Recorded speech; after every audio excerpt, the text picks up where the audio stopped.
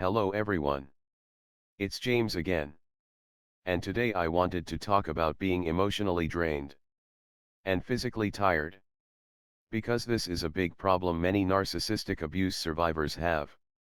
This is a big reason why many narcissistic abuse survivors only get to a certain point of making our lives better or completing a task. Because we give up, curl up under a blanket, and go to sleep. Yes. There is self-sabotage involved in this process. Because there's a lot of negative mental stuff going on in our heads. But have you ever had a breakthrough where things were going positively in your thinking? And you said to yourself, I'm going to do this, that and the other. I'm going to work at this and make it happen. You were so pumped up. Then a quarter of the way through what you were going to do, you feel your eyes getting heavy. And then the feeling of heavy exhaustion overtakes you, to the point where you have no control, and you just have to sleep. Well, this is, I believe, a big symptom of untreated CPTSD. You see, we don't call the narcissist the energy vampire for nothing. But someone might say, that abuse happened years ago. You're not a child anymore. Or you broke up with that person last year. Or you got a divorce 3 years ago. It doesn't matter. But what's misunderstood is the residual effects of this energy and life-sucking abuse can last a lifetime. Just because you got away doesn't mean you really got away until you deal with it and understand what happened to you. And you take positive steps to help yourself and your problems you have as a result of the abuse you went through. You see, what normal, healthy people don't get or understand about our abuse is when they were children, and their parents were building them up, encouraging them to take on this project as a child and that project as a young adult. They were not only teaching this child or young adult positive life lessons and how to survive in the world, they were also charging this child or young adult's life battery without even knowing it. With each pep talk, with each helping hand, or fun experience, even if they lost at something, and their parent or parents are right there to help them try again.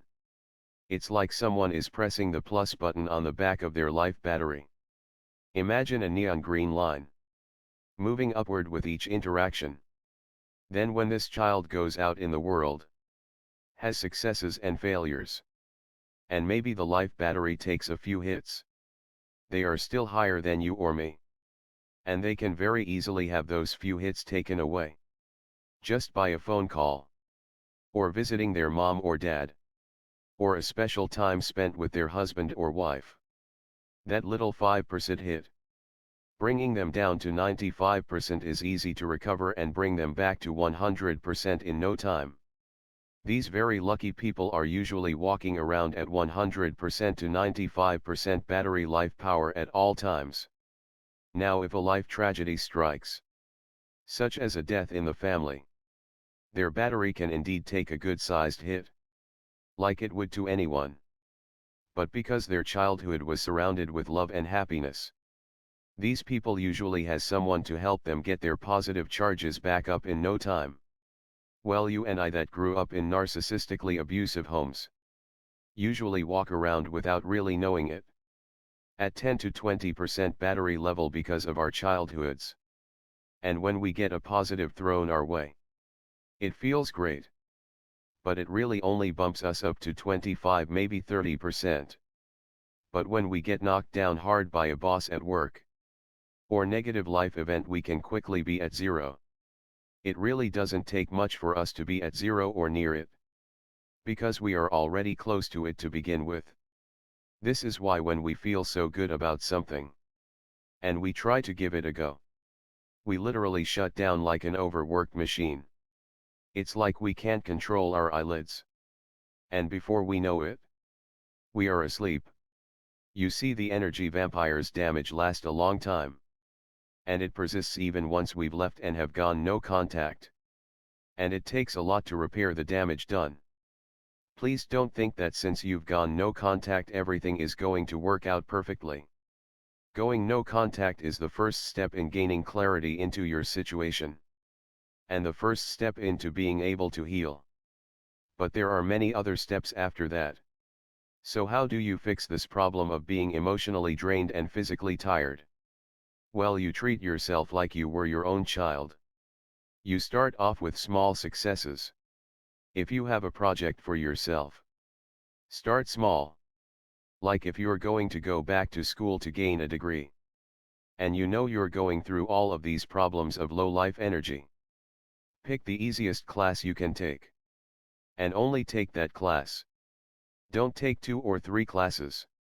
Just take one. And maybe the next quarter, you will only take one again. And again. And again. Until you feel like your energy is growing and you can handle 2 classes. Don't take on extra work at your job if you're not ready to handle it. And don't let someone pressure you into taking this workload. Because it will so-called make it look good for you. When in reality you are just going to be hanging on by a thread. You know how much you have left on your battery. But when you're ready, you might find a smaller project you can add to your plate that won't require as much energy. And its successes might add to being a positive. The next thing is talk to yourself. Chances are you don't have anyone saying anything good about you. If you're stuck in such a situation. So make sure you start saying nice things about yourself each and every day. Give credit to yourself internally where it's due. No, don't brag on yourself. But at the same time when you're alone, pat yourself on the back for a job well done.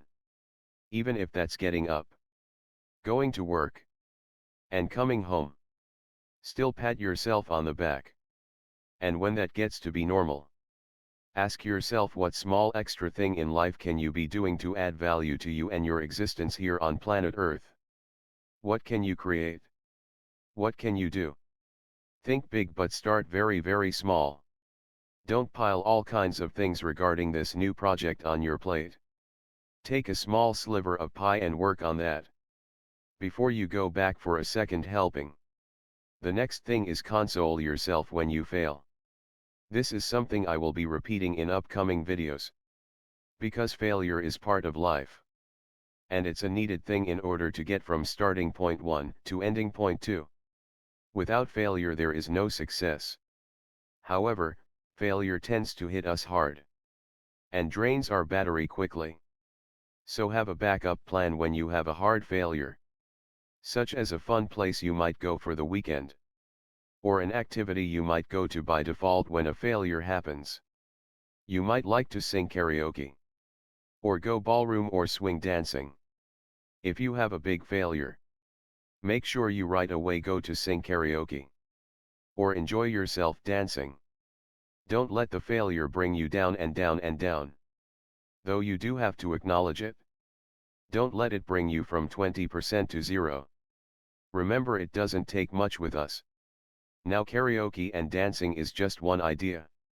There are many that might suit you. Just make sure you have a backup plan for failures you can implement right away. Now by building on small successes and helping yourself through failures, you are slowly but surely building up your energy battery. You see what happens to many of us. We want to use energy that's not there before building it up. Let's say a healthy person has 100%. And he or she is going to work on something important that will take 25% of their battery life away. Well, that still leaves them with 75%. Which is still high.